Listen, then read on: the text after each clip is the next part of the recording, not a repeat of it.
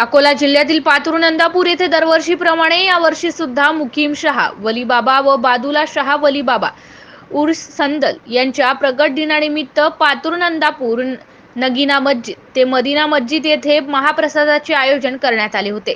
यावेळी शेकडो भाविकांनी दर्शन व महाप्रसादाचा लाभ घेतलाय। यावेळी संपूर्ण परिसरातील वातावरण भक्तिमय झाले होते।